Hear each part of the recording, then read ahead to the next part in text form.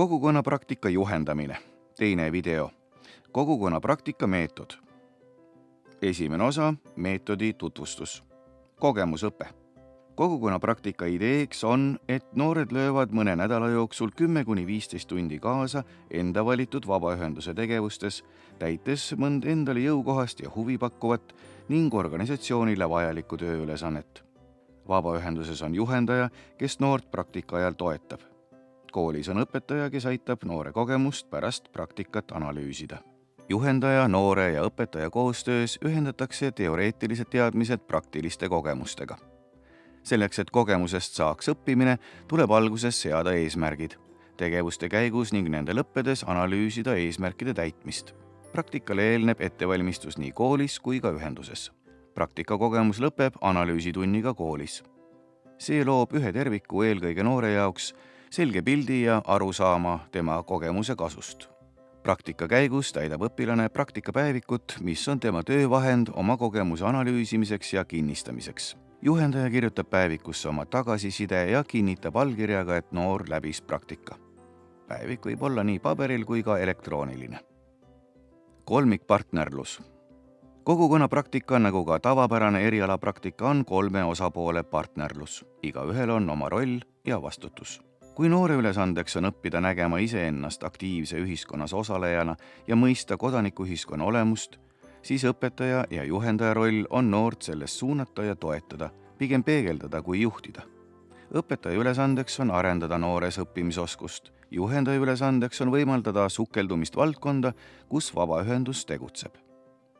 Aeg. Kooliti on väga erinev periood, mille jooksul praktikat läbitakse. Enamasti lepitakse koolis kokku praktika algus ja lõpp, millest noor ja juhendaja praktika ajal lähtuma peavad. Hea tava on hajutada 15-tunnine praktika 2–4 nädalale, korraga 3–5 tundi, kuid alati on võimalik juhendajal ja noorel leppida kokku teistsuguses graafikus. Praktika võib pikemaks minna, kui noor ja praktikajuhendaja selles ise kokku lepivad. Näiteks vajab ülesanne lõpetamist või on tekkinud head, usaldusväärsed ja üksteist rikastavad suhted ning noor soovib rohkem vabaühenduse tegevustesse panustada. Praktika võib kasvada ka püsivabatahtliku ja töötaja suhteks. Teine osa. Miks osaleda? Milleks kaasata? Enne praktikat tuleb vastata küsimusele, miks ma praktikante kaasata tahan. Kui see on kasu, siis milline? Millist uut väärtust praktikandid loovad sinu ühenduse jaoks? Mida olulist tekib noorte elus tänu praktikale? Näiteks PÖFFi jaoks on oluline anda noortele suurt pilti filmimaailmast, nakatada nad oma armastusega autorifilmide vastu. Läbi panustamise festivali korraldusse tekib noortes huvi filmimaailma vastu, mis omakorda loob soovi olla rohkem kaasatud ning olla osa suuremast ettevõtmisest. PÖFF on Põhja-Euroopa suurim filmifestival ja mina korraldan seda. Mina kontrollin pileteid ja korraldan. Näiteks Ülenurme noortekeskus kaasas noori, et nad annaksid huviringe väikestele ja tooksid ka teisi noori keskusesse, et keskuse igapäevast tegevust elavdada. Noorte algatatud fototöötoale tuligi väga palju inimesi, uusi noori koos lähedaste ja sugulastega, mille kaudu sai kogukond teadlikuks noortekeskuse tegevustest ja võimalustest. Tõsi ta ongi vaja pileteid kontrollida, loodusrada kividest puhastada, kaste tõsta, toidupakke sorteerida.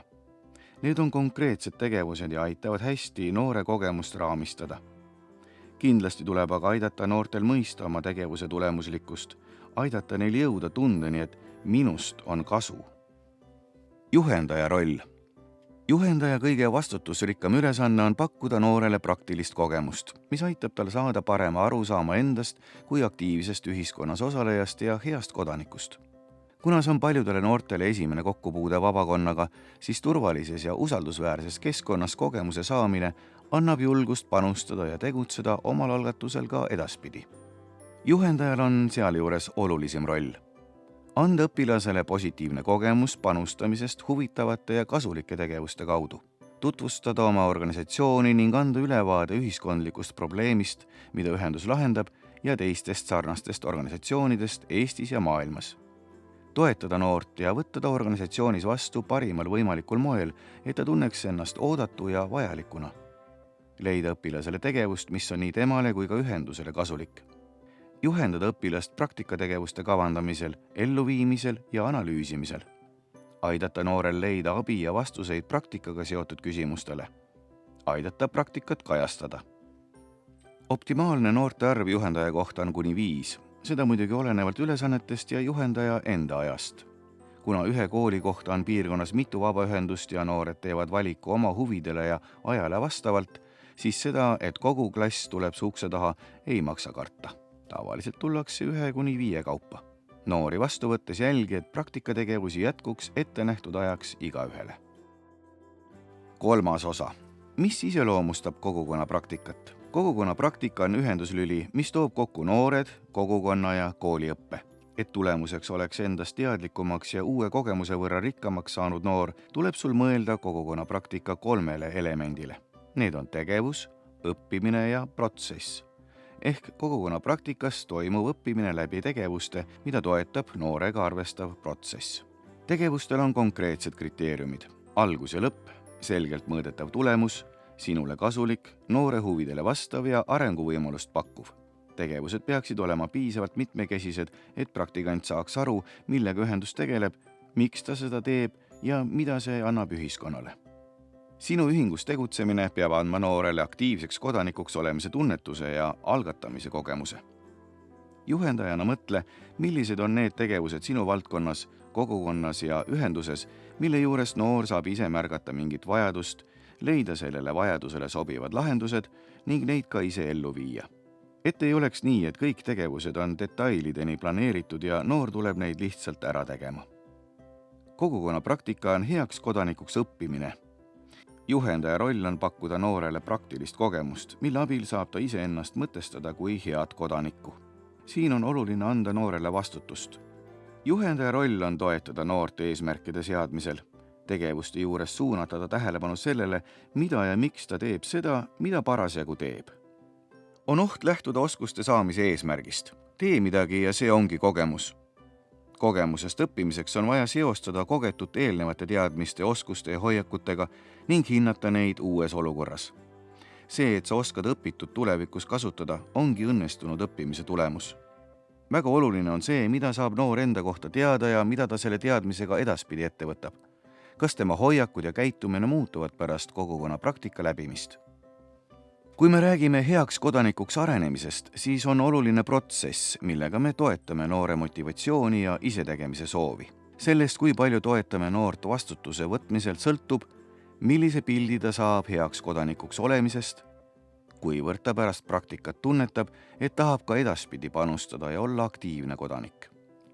Mõtle, mismoodi noor peab aktiivne olema. Noored on väga erinevad, mõned ei julge, mõned ei oska, mõned ei teagi. Kuidas kaasata noor tegevustesse, kuidas anda talle rohkem vastutust, millal mida alustada, kas võtta kitsam või laiem tegevus. Samas tasub meeles pidada, et iga noor ei pruugi olla valmis iseseisvateks tegevusteks ega avaneda. Sotsiaalne närv võib avaneda aastaid hiljem või mitte kunagi. Lugupidamist, hoolimist ja suunamist väärib aga iga noor inimene. 4. osa. Mis teeb praktikakogemuse õnnestunuks? Praktika juhendajad on sellele vastanud nii. Kooli, noore ja juhendaja ootused on selged ja läbipaistvad. Hea koolipoolne ettevalmistus. Noored teavad, miks nad praktikat teevad ja mis on kodanikuühiskond. Vabaühendus on teadlik praktika eesmärkidest ja õpitulemustest. Noortel on eesmärgid paigas enne praktikat.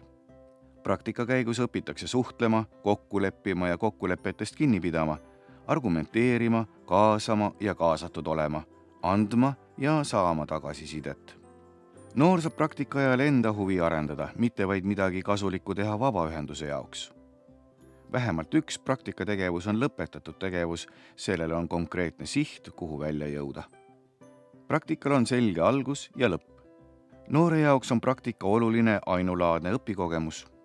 Eriti suure õnnestumisega on tegemist siis, kui noor iseseisvalt algatab ning peale praktikat on tema hoiakud ja tuleviku käitumine muutunud. Ta on teadlikum ja ärksam ühiskonnas osaleja, hoolivam ja märkavam inimene. Noor võib jääda isegi ühingu juurde püsivabatahtlikkuks või minna mujale vabatahtlikuks, osaleda teda puudutavate oluliste otsuste tegemisel kohalikul või riiklikul tasandil. Videokoolitusest. Oled nüüd ära vaadanud kogukonna praktika juhendamiskoolituse teise video. kui esimene video tutvustas programmi, siis teine video andis põhjaliku ülevaate, mida kogukonna praktikas osalemine tähendab. Kolmas video aitab praktikaks valmistuda ja esimesi kohtumisi läbi viia. Neljas video annab nõu, kuidas noort praktika ajal juhendada ning praktika lõpus tagasisidet anda. Viies video võtab lühidalt kokku, kuidas kogukonna praktikaga noortest head kodanikud saavad. heakodanik.ee/kogukonna praktika. Kogukonna praktika juhendamise videokoolitus loodi Kristi Jüristo samateemalise koolituse põhjal.